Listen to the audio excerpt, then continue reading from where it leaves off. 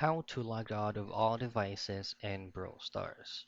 Before you log into the game, make sure that you're currently running off the latest version of the game because this is for us to be able to have no problems in the future.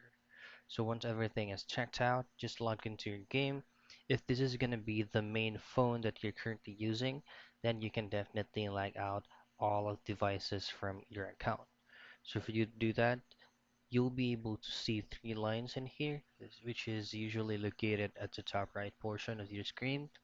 Just directly tap on that and head over to the Supercell ID. Now this is going to be your official account right here. Just head directly to the gear icon, which is going to be taken out to your account settings.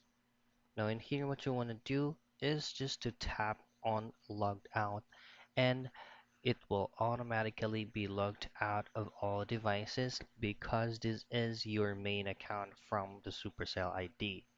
So once you have logged out, you can just go ahead and log back in, and it's gonna be asking for your username and password this time.